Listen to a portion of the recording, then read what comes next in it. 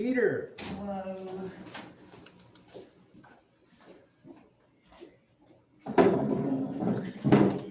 Well, guys,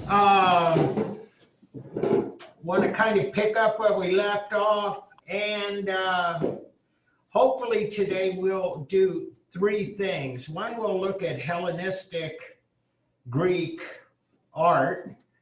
The second is I pulled some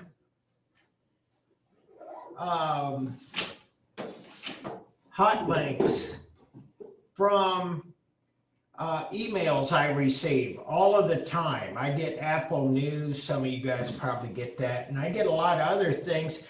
And it's a result of me actually searching for this kind of stuff a lot. And so I get a lot of this kind of stuff. And so hopefully I can show you what is in the news.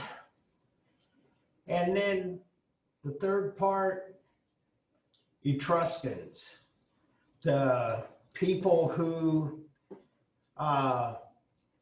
lived in and governed the Italian peninsula before Rome. Rome existed, but they weren't the governing power. So anyway, so we got classical Greek pottery, and again, Neobid painter, and we find that we got red figure, we got a crater, we have actually, basically, this is the high point, the acme of Greek pottery. And so anyway, they do continue on, and this is a close-up of what it looks to be another crater, a calyx crater, just like this. Basically, this part. What's a crater? It's a kind of vessel. Oh, okay. Yeah, because it's obviously spelled differently than crater as in rock. Or like the moon. Or the moon. Yeah. But there's probably an old Greek connection to the word. Because if you would look at this from the top, it would be a circular, round, deep hole. So anyway, there's a lot of things. That's a good point you make, Peter. It's a lot of our language comes right out of ancient Greece. And I think that to some extent, that's why this chapter was so big. Because so much of what we experience here being kind of a Eurocentric culture, and almost everything Eurocentric comes out of Greece.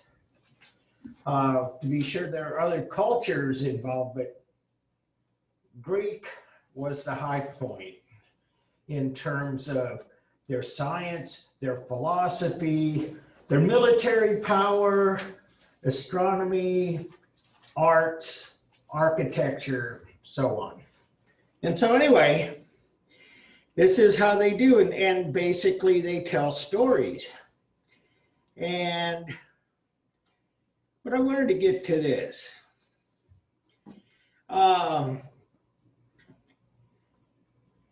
Praxiteles, Aphrodite of Knidos, Roman copy of a marble statue, and it says 350, 340 BCE, which is really about 100 years after the Parthenon. And I wanted to make this point. You'll see this a lot. Roman copy of a marble statue. And this is actually marble to marble. And the Romans copied Greek statues in mass quantity. Sometimes it was marble to marble. Sometimes they copied bronze statues and sculpted them in marble. And so the legacy of all of this is that the Romans were in power for 500 years or so.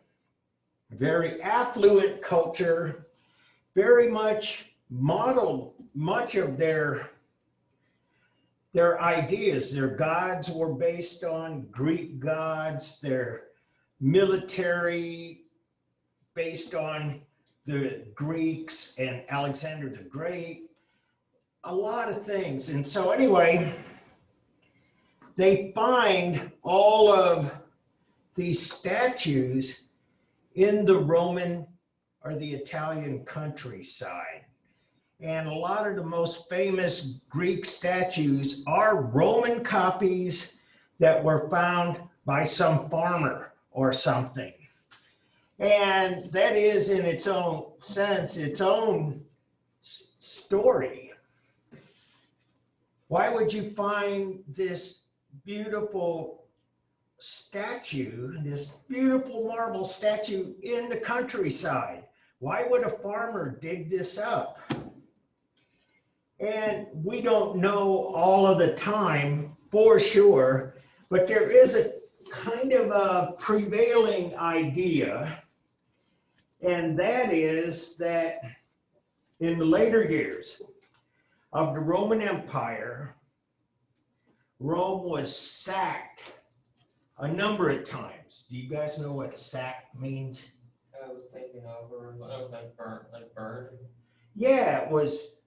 Yeah, they would come in, take over, and rob the place. They would pillage. And a lot of these statues are believed that the pillagers took them. But as you might guess, a big marble statue like this is 6 feet 8 inches high. For example, you get tired of carrying that. You say, was it worth it? And they just throw it aside. Sometimes the pillagers would go in and they'd rob everything and then take everything outside the city and then separate things out. This is what we want. This is gold. This is bronze. We want the gold, throw the bronze. So anyway, it's kind of a complicated history. But at any rate, a lot of continuity. And the head of a woman from Chios. Now, what I want you to know about this era, classical into Hellenistic Greece, is that the sculpture becomes even more naturalistic than we see in classical Greek sculpture. What we find in classical Greek sculpture is an adherence to proportions and the ideal. And there was this idea that mathematics could be, in some ways, a portal into knowledge and enlightenment. So we see all of the sophisticated mathematics in the Parthenon, and they apply mathematics to the human existence. And I forgot this again. Leonardo da Vinci created a very famous drawing. It's called Vesuvian Man. You may have seen it. I'll bring it next time. It's this drawing of a man with his arms out, and there's a square, and there's a circle, and it's designed according to the proportions laid out in ancient Greece. That there is an ideal, and the ideals can be expressed through mathematics. But here in Hellenistic Greece, we start to find a more human side.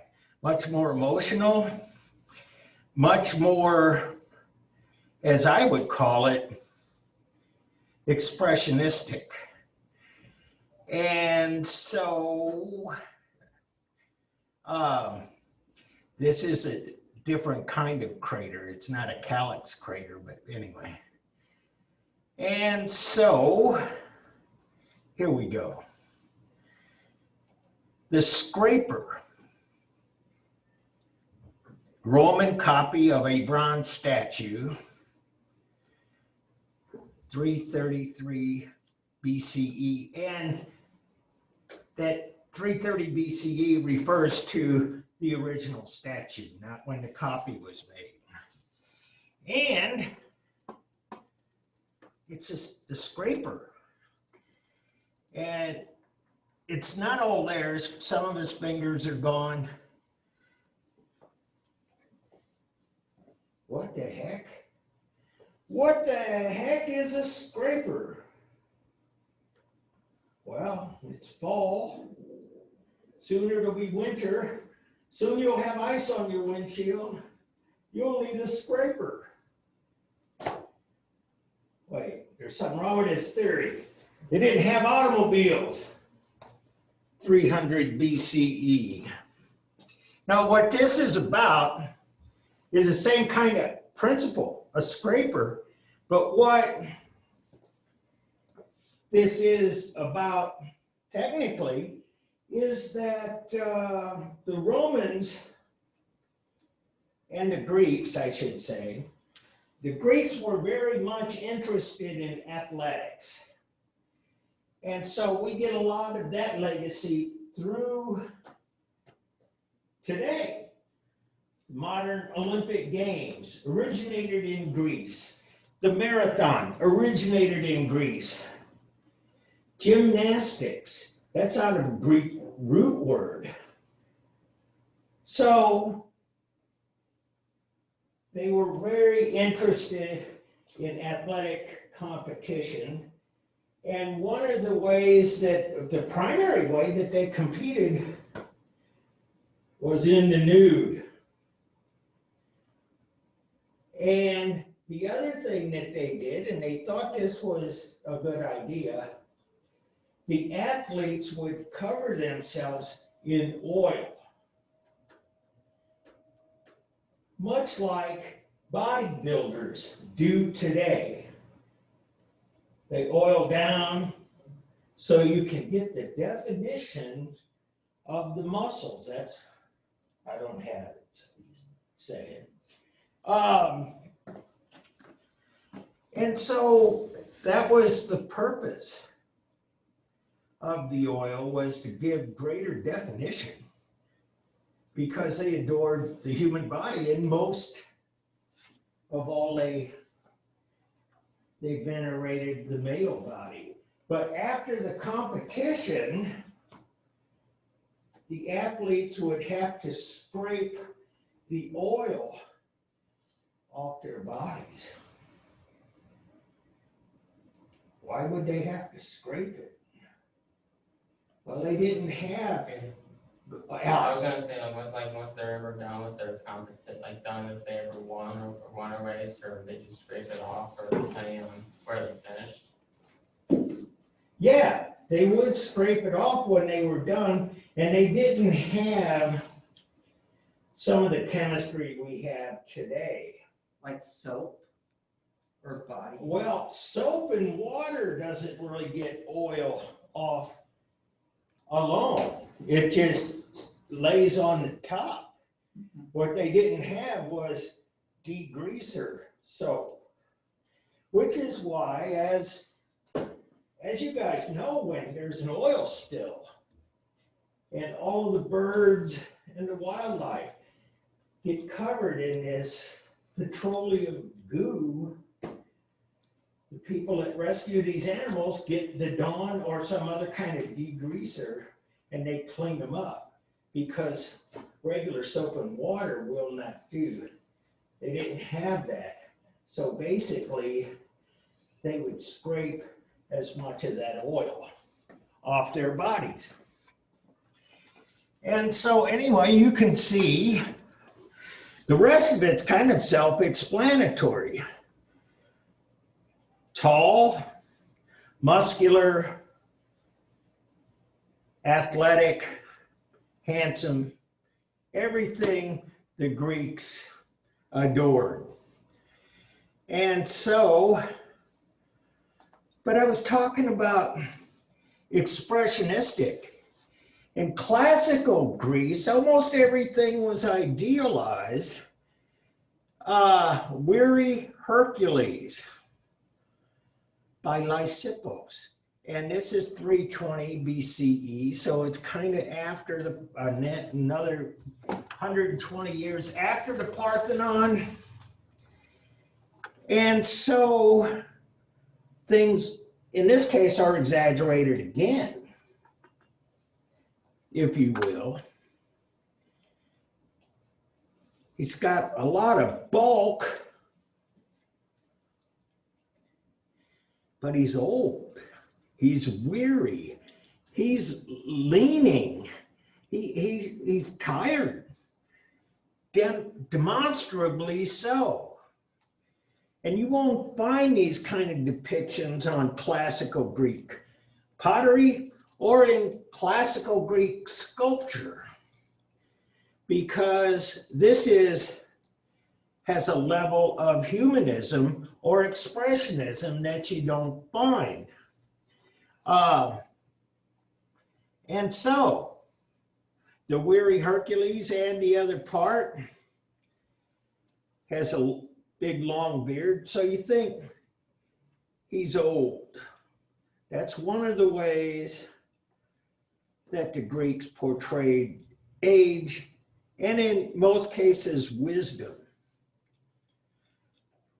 We still used a lot of that kind of language in our everyday American culture. We don't do that so much anymore, but I would qualify for this one, a gray beard.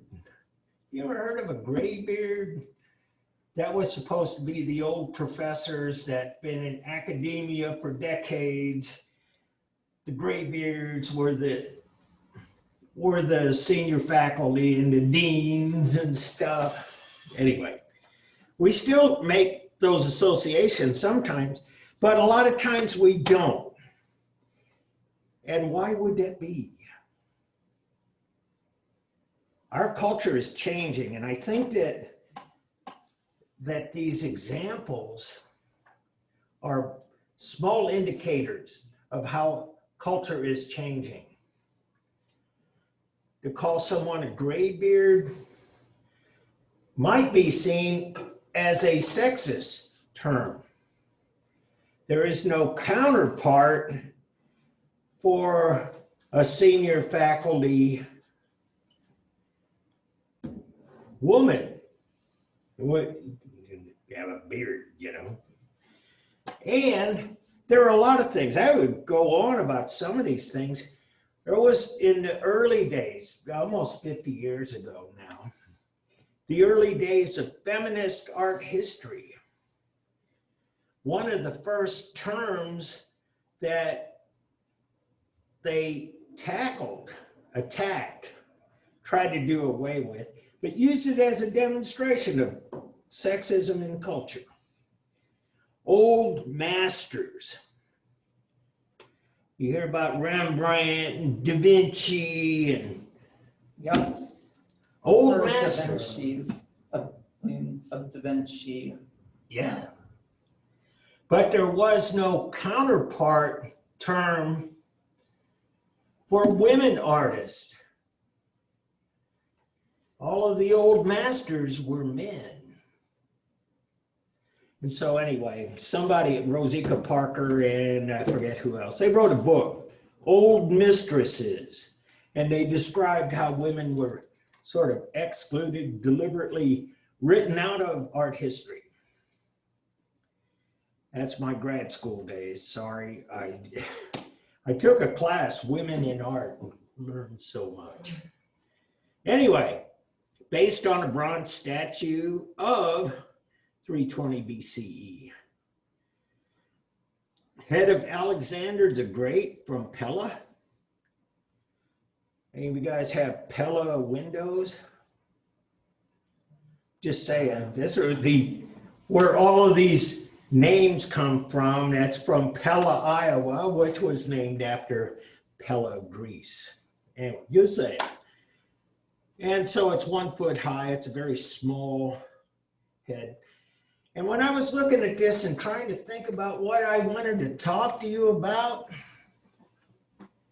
this occurred to me. When you see ancient statues that have been vandalized, what are the two most common parts of a statue? Framework. Pardon? It's framework. I'm trying to think. Well, the parts that are vandalized, basically, I think, yeah. The face. Usually, the face gets the hammer. And take a look at the Sphinx, for example. Vandalized, went right for the face. Don't like the face, don't like the imagery. And in some cases, the people doing the vandalizing think that the art has, or in the case of the Sphinx, that the statue has some kind of magical powers, and if you destroy the face, you can destroy the magic. The other part that's most frequently vandalized is what? The body, Well, right, yeah, or the lower part. like the genitalia. That's huge. That's the second place that a lot of statues are destroyed. They go right for that because of mores, but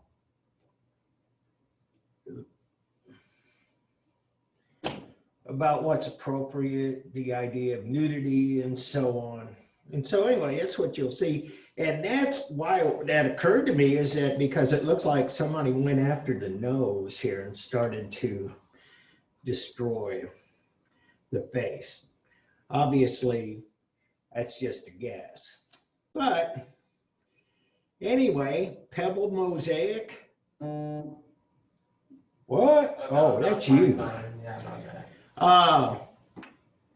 And mosaic. Now, this is something that the Romans will build on. And they'll go full bore on mosaics, and that'll last through the Byzantine era into the Middle Ages. Mosaics. Now, Is that one of the first mosaics? well, it's one of the older ones that we know about, yes. I think this might be the first one we've seen. Yeah, that's In the this first class. one you covered in this class. So Right. that's why masks came. Yeah, that's a good question. And so anyway, why would you do a mosaic? Peter? Because that they wanted to present art within a different form, or show that it could be within a different form rather than simply sculpture or painting or carving, Yeah. or sculpture is carving. Yeah. Well, you're right. And Alex, you got was that like a hand? Yeah, no, I was just like, I was gonna ask, like, maybe that was like a different way they use of art with like the environment, or like whenever they pebble. Yeah, that could be. They could also, Amanda. yeah, like I was thinking they could put mosaics in buildings too, or like on inside buildings, like walls, or like on the floor, you know. Yeah. They can be anywhere. Well, you know, that's such a good point, and that's really kind of right to my idea about mosaics too. You said you could put them on the floor. Why could you put them on the floor? because they're durable. And you could not put a fresco on the floor in short order after, oh, maybe give it some time, like a week. Boom, it's all gone. And so this is all of the things that you guys said, plus the permanence. And we have not seen a lot of painting comparatively to this point. Most of the Greek painting is found on pottery. And we saw a lot of Egyptian painting, but basically that comes out of tombs and buildings that have been undisturbed for centuries, millennia. Likewise with the cave paintings, undisturbed. Nobody even knew about it until 100 years ago when they found the paintings at Lascaux. So that's permanence. That is yet another dimension of this. And so we can find bits and pieces of paintings, detail of a wall painting in a tomb. A tomb presumably will be locked up and sealed and has a better chance of survival. But even at that, you can see how some of this has faded away. The elements have taken out much of the detail. You can see Hades abducting Persephone, and that's her right there. And there's Hades, and he's taken off with her. But you see, you got to really look hard to see that, because I'm sure there was much more detail originally. And this is the Battle of Issus and copy Alexander mosaic from the House of the Faun, Pompeii, Italy. And when we get into Roman art, we're going to talk about Pompeii. Pompeii is a gold mine, quite literally a gold mine, because as I was saying, things get preserved. Pompeii was preserved under tons and tons of volcanic ash. And so one of the corrosive elements in artwork is just air. Air does a lot of things. Air will rust your car. It's called oxidization. It's the oxygen. And so on, water killer. And so Polykleitos the Younger, aerial view of the theater. And so the Greeks were really into culture. They invented what we consider to be the modern theater. And they are the ones that kind of put out the two categories, comedy and drama. If you've ever seen the Janus, the symbol for theater, it's two masks. One is smiling, the other is frowning. It's all out of ancient Greece. And so anyway, what they found out, and they were pretty sophisticated here too, is that they could stage a play here, and if they had this semicircular seating arrangement, that the sound would carry. Then later, they figured out that if you put a half dome behind the actors, that it would actually enhance the sound. And so they were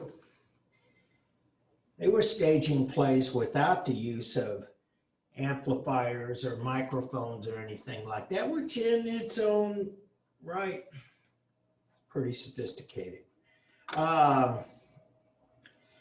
And so we have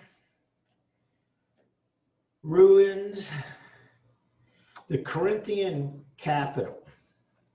And we talked a little bit about the Ionic and the Doric being the plain, the Ionic having the scroll capital. And so here, 350 BCE, which is 100 years after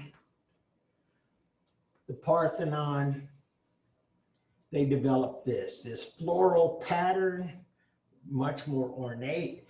And this gets picked up in a pretty major way by Rome. A lot of Roman architecture uses the Corinthian capital. And so, they built monuments, they built, well, here we go, the Temple of Apollo. You can see a couple of the outer columns. We can see most of the columns that have been broken off, and so on. And the issue here is that it is in Turkey, and even though Turkey and Greece fight, they have been fighting for millennia. They actually influence each other's culture. And further that point, at one point, the Parthenon itself was a mosque. So, and so restoration view of Turkey, everybody's a critic, you know. And the altar is, all of these are reconstructions, but you get an idea that a lot of, like I was saying about Greek architecture, conveys the message of importance, of grandeur, of permanence, anyway. 175 BCE was talking about the more expressionistic, and of course, some of these faces have been broken off here, but body language, the composition, much more sophisticated, incredibly detailed. And so Gallic chieftain killing himself and his wife, Roman copy, 230, 220 BCE. Again, this is drama. Yeah, this is high drama. And the idea here, well, just think about that. If you were to kill yourself, there are ways to do it. This doesn't look particularly too pleasant, but go right there inside the clavicle, shove that knife down so you could pierce your heart. Oh, suicide, not a good thing. And it's kind of an interesting thing. In part, you see the blood starting to drip here, carved out into the marble.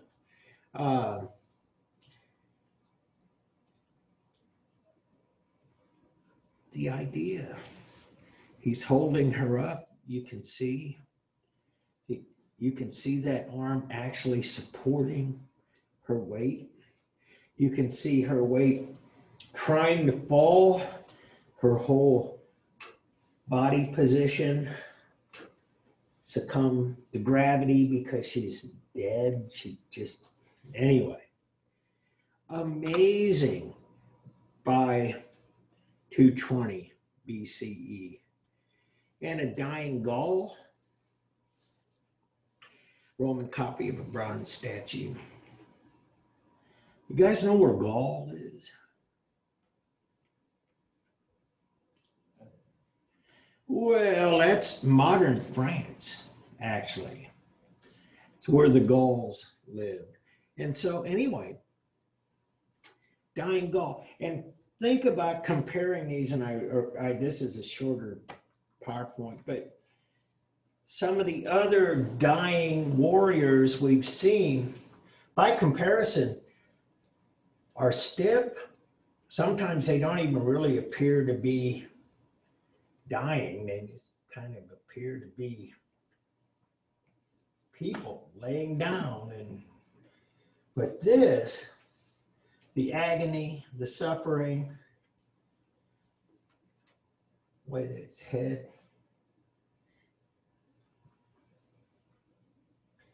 And this is another good example of this Hellenistic period.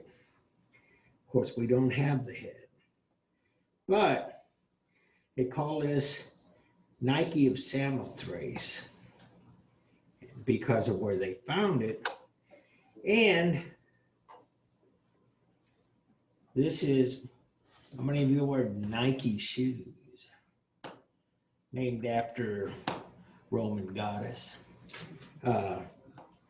Anyway, Nike, alighting on a warship. But this is a very inspirational statue too. I have talked with a lot of people, a number of people that have picked this one as maybe their favorite Greek statue. And you can see it is truly magnificent. It's too bad we don't have all of the parts. But even though this is the epitome of a strong woman. And on top of which, what we're finding here too is more statues of women. And of course, the guy himself is nude. Women typically clothed. But at any rate, and part of this, the popularity of this statue is that it is so big. It's 8 feet tall, and it's at the Louvre in Paris. And if the Louvre has a reputation, a very good reputation, of having the most prized artworks in the world. So, where's the Mona Lisa? The Louvre. Just saying. And Aphrodite, Venus de Milo, this was dug up in Italy. Oh no, wait. It says Milos, France. I thought this was dug up in the field. I might have my facts wrong here. But this, another Louvre, classical Hellenistic Greek sculpture. Aphrodite, Eros, and Pan. There's Eros, the little, it's in Roman terms would be Cupid. And he's the god of love, and basically Pan, another half human, half animal god, but a god of the wilderness and wildlife and so on. The sleeping Eros, sleeping satyr,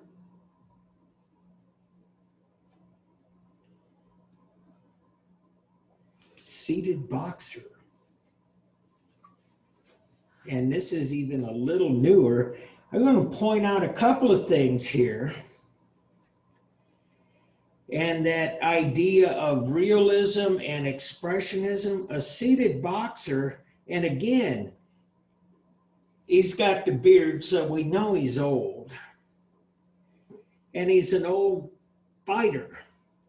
And he's got scars, and he's got these bandages on his hands.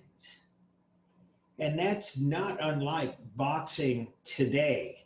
They use gloves, but the first thing they do is wrap hands in cloth. It's a practice that goes back to antiquity. But he is old, he's scarred up, and he's a fighter. And again, oh, look at that, 1055. Another archaeology thing. Old market woman, Roman copy. Again, Hellenistic, expressionistic. In classical Greece, they would have never in a million years devoted time to create a sculpture about an old woman who was not a god, an athlete, a queen, old market woman. And this is really pretty important. How many of you guys familiar with Donatello? Yeah. Well, late in his life, his career as a great Renaissance sculptor, he became aware of this late Hellenistic Greek sculpture. And he started doing some of the same kinds of things. He was carving, he was making statues about age, about poverty, about certainly not the ideal. And so, yeah, we don't know who did this.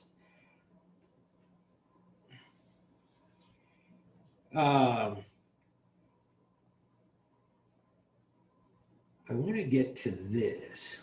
Oh, I thought I had a star on this. I'll put a star on this because this is the one from Rome, Italy, early 1st century. Laocoon and his sons. And what's going on here? This is one that inspired Michelangelo profoundly. And it is in the Vatican. So, Laocoon, we talked about the Trojan horse, the takeover of Troy. Well, Laocoon was a priest, according to the historical record or the mythology. Laocoon was a high priest, and he tried to warn the Trojans not to accept gifts from Greeks. And they ignored it, and they, at their own peril, their ultimate demise. And so what happened here is that the gods on Mount Olympus were very upset at Laocoon, and they sent a serpent to kill Laocoon and his 2 sons.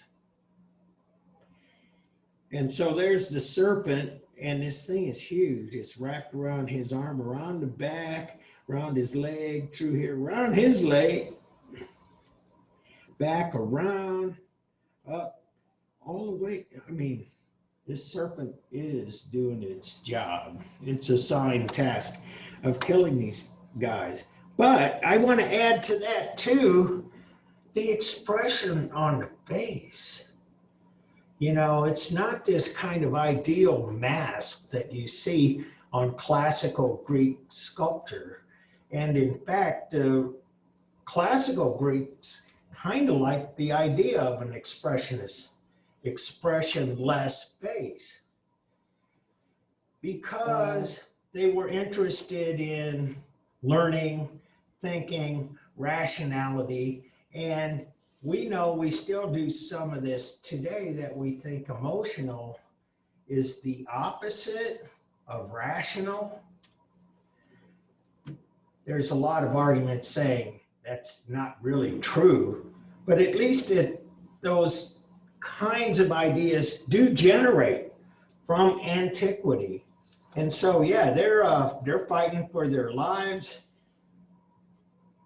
angst, remorse.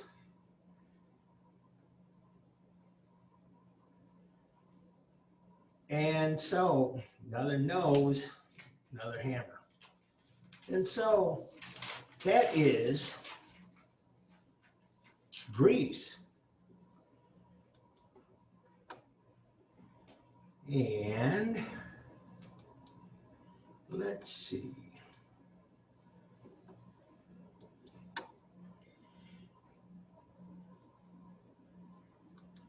And I told you I wanted to talk to you a lot about some of the things that come across in the news.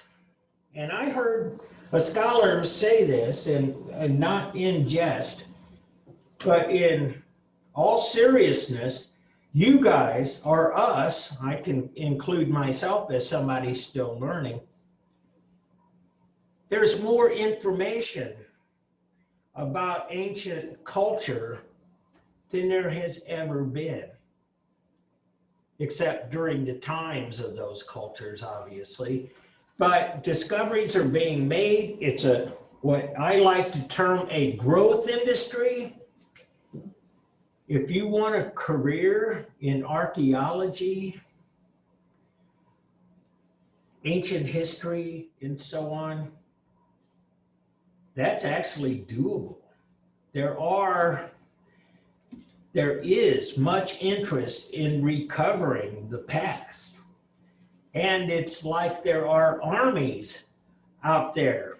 And it's not just art. There are people digging up dinosaur bones. There are people testing those bones. They're doing recreations of various species. I just read about a giant shark that was 28 feet long this morning. Yeah, it's twice as long as a great white, actually. Megalodon, I think they called it. Anyway, I get a lot of that stuff too, but in the news, wanted to show you this, and control, click. Am I gonna get the,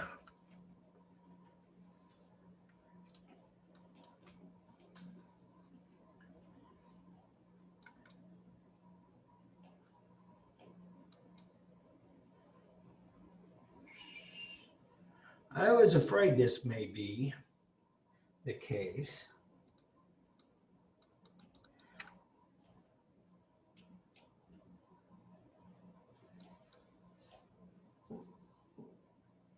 I might be getting it. There it is. And so let me see. I might need to put a new screen on here. So you guys can see this at home? Yes. Okay, good. Greece unveils spectacular new lighting for the Acropolis. And so here are some pictures of that lighting. I saw a YouTube video on it, and it is truly spectacular. They're doing all kinds of things, lighting this up. There you go. That's from the inside of the Parthenon. And Onassis, the Onassis Foundation. Anybody recognize Onassis as a name? Oh, John F. Kennedy's wife. Oh, yeah. Remarried Yes. Aristotle Onassis, and he was a Greek shipping magnate. He was like the Jeff Bezos of Greece 50, 60 years ago. And so anyway, it's named like Bill Gates, Gates Foundation. Anyway, I was going to show you this, except this is like an hour long, first of all. Second of all, it's in Greek. But here we go. They wanted to upgrade the infrastructure and services provided. The image of the Acropolis our foremost monument. So this has come to symbolize ancient Greece, even to the Greeks, reflects and transmits the image of the country. And there you go. I got to say, I was totally thrilled to see this. Of course, I was really thrilled when they decided, and that's not been too long ago, to light up the arch, which should have been done 50, 60 years ago. But at any rate, and so anyways, more articles about it, ancient Greek coins and so on.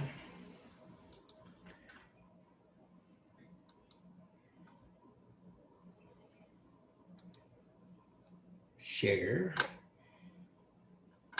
In Russia, this goes back to some of the ancient culture we've seen.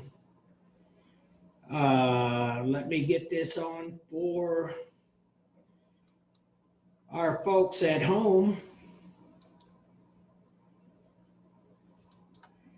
Got it?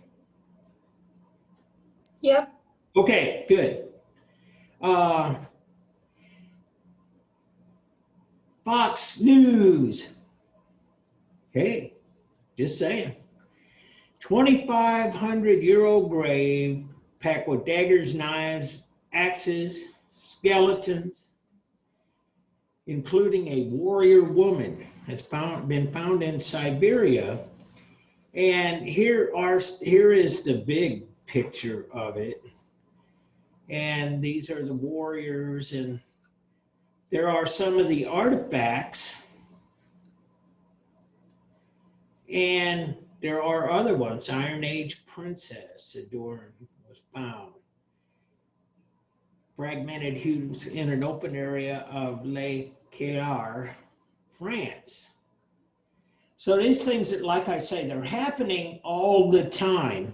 But I wanted to kind of show you a little something else here. And it was a statement from the Siberian branch of the Russian Academy of Sciences. Quiz 2, I asked you to look at the peer-reviewed sources. And so if you're a journalist, the best thing you can do is go to peer-reviewed sources. And I'm sure that this is a statement, but when they kind of figure this out and they write this complete story of their findings and their testing, it will be published in this journal. And so even though you see something on the news, does not make it fake. Actually, good journalism goes right to the same place that you guys were going to the journals and verifying the veracity of these. And so anyway,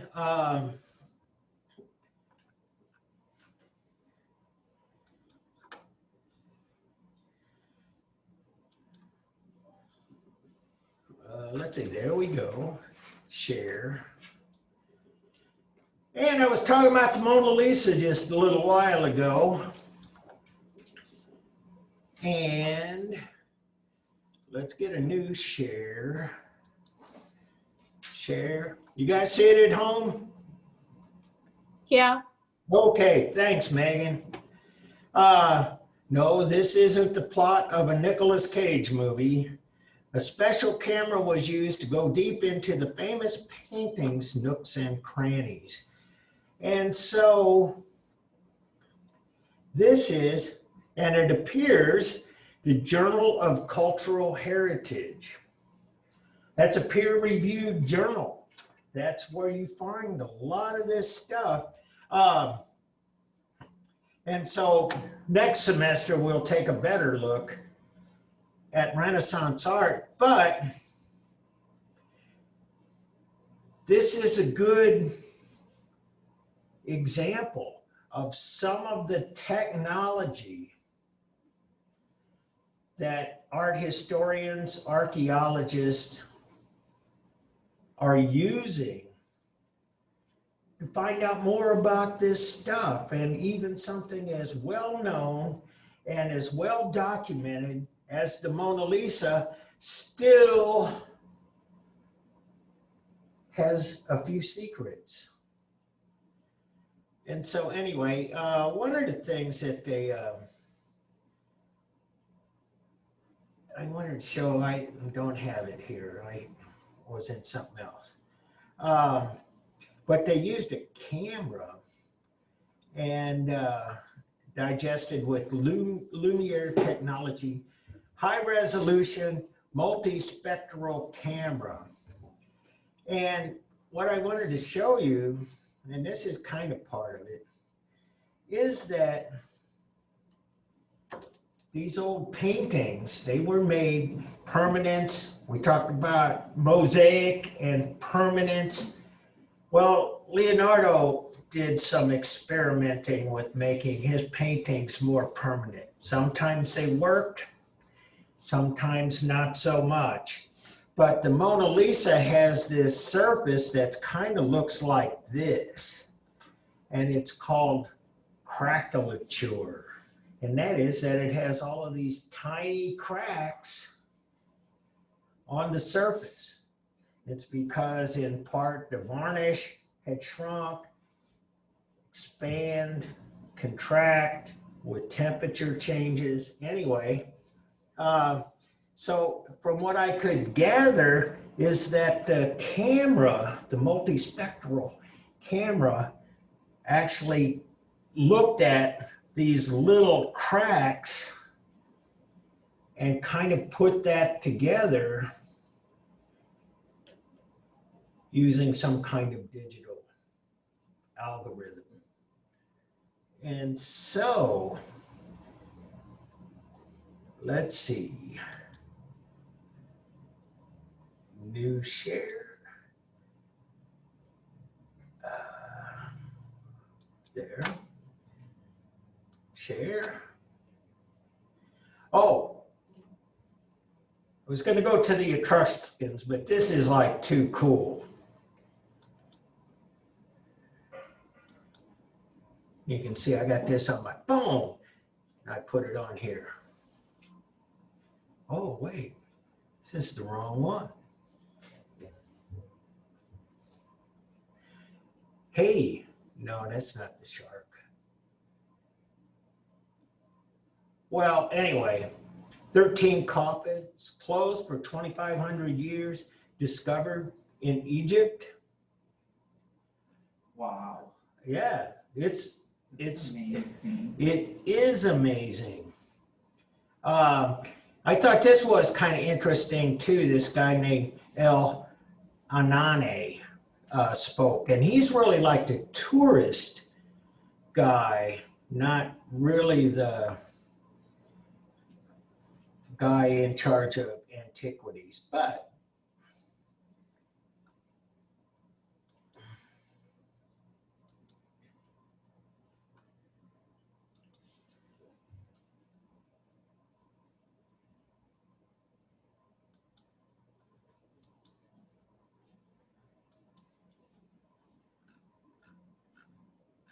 I got crosswise here.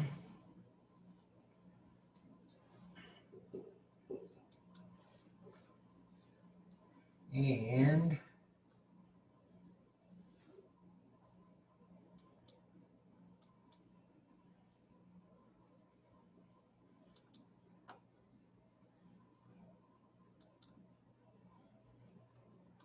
we'll go this way. I did want to show you the Elgin marbles, and apparently my cursor jumped. So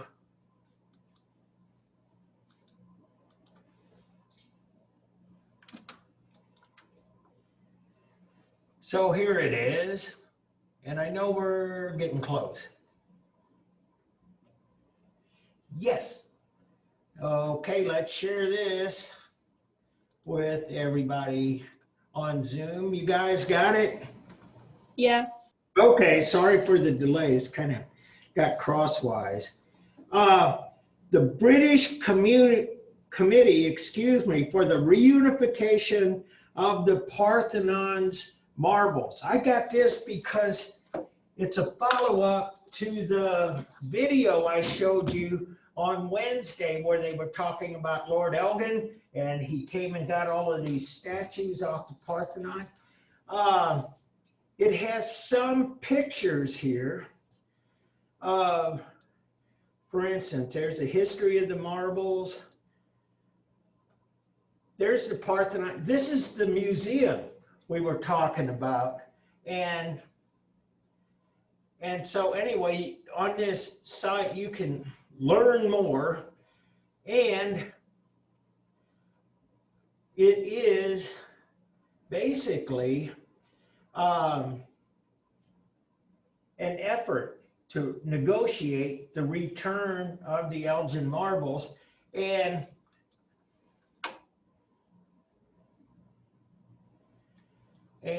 so let me,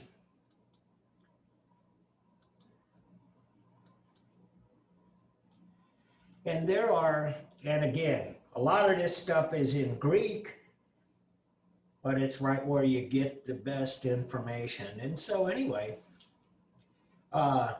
you can do Google Translate English. There we go.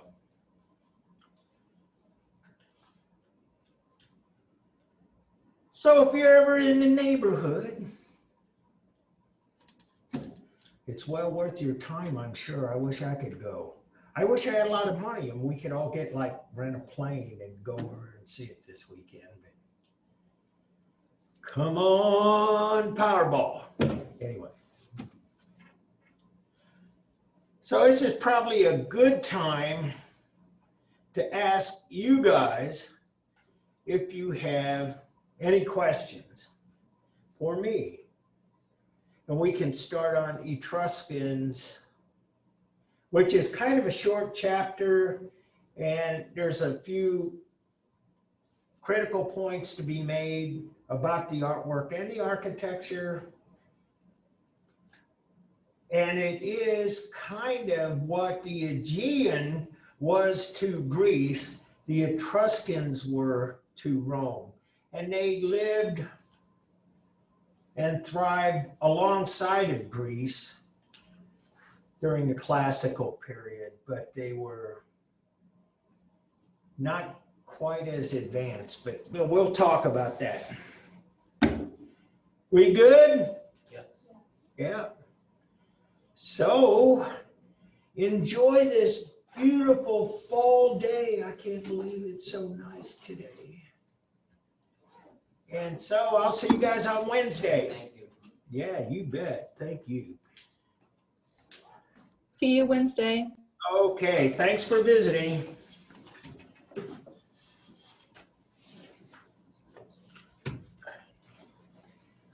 You got a good charge on that, Alex? Yeah, it's at 37. Oh, well.